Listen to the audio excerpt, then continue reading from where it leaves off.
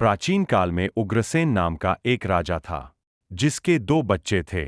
कंस नाम का एक बेटा और देवकी नाम की एक बेटी। देवकी नम्र और शांत स्वभाव की थी, लेकिन कंस दुष्ट था।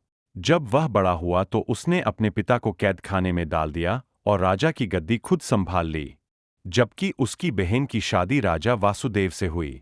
एक दिन कंस ने एक आकाशवाणी सुनी, तुम्हारी बहन का 8वां पुत्र बड़ा होने पर एक दिन तुम्हारी हत्या करेगा। इससे दुष्ट कंस डर के मारे अंदर तक हिल गया और वह अपनी बहन को मारना चाहता था। लेकिन वासुदेव ने देवकी को न मारने का आग्रह किया और कंस द्वारा देवकी के 8वें पुत्र को मारने के लिए सहमत हुए। कंस ने वासुदेव की बात मान ली और मथुरा वापस चला आया। उसने वसुदेव और देवकी को कारागृह में डाल दिया। वसुदेव देवकी के एक एक करके 7 बच्चे हुए और सातों को जन्म लेते ही कंस ने मार डाला। अब 8वां बच्चा होने वाला था। कारागार में उन पर कड़े पहरे बैठा दिए गए। उसी समय नंद की पत्नी यशोदा को भी बच्चा होने वाला था। उन्होंने वसुदेव देवकी के दुखी जीवन को देख 8वें बच्चे की रक्षा का उपाय रचा। जिस समय वसुदेव देवकी को पुत्र पैदा हुआ, उसी समय संयोग से यशोदा के गर्भ से एक कन्या का जन्म हुआ, जो और कुछ नहीं सिर्फ माया थी।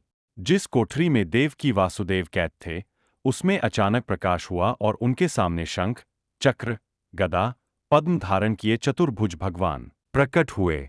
दोनों भगवान के चरणों में गिर पड़े। तब भगवान ने उनसे कहा, अब मैं पुनः नवजात शिशु का रूप धारण कर लेता हूं। तुम मुझे इसी समय अपने मित्र नंद जी के घर वृंदावन में भेज आओ और उनके यहाँ जो कन्या जन्मी है, उसे लाकर कंस के हवाले कर दो। इस समय वातावरण अनुकूल नहीं है, फिर भी तुम चिंता मत करो। जागते हुए पहरेदार सो जाएंगे। कारागृह के फाटक अपने आप खुल जाएंगे और उफनती अथाह यमुना तुमको पार जाने का मार्ग दे देगी। उसी समय वासुदेव नवजात शिशुरूप श्री कृष्ण को सूप में रखकर कारागृह से निकल पड़े और अथाह यमुना को पार कर नंद जी के घर पहुंचे। वहां उन्होंने नवजात शिशु को यशोदा के साथ सुला दिया और कन्या को लेकर मथुरा आ गए। कारागृह के फाटक पूर्ववत बंद हो गए। अब कंस को सूचना मिली कि वासुदेव देवकी को बच्चा पैदा हुआ है। उसने बंदीगृह में जाकर देवकी के हाथ से नवजात कन्या को छीनकर पृथ्वी पर पटक देना चाहा, परंतु वह कन्या आकाश में उड़ गई और वहां से कहा, अरे मूर्ख, मुझे मारने से क्या होगा? तुझे मारने वाला तो वृंदावन में जा पहुंचा है। वह जल्द ही तुझे तेरे पापों का दंड देगा। तो दोस्तों, ये है श्री कृष्ण के जन्म की कथा।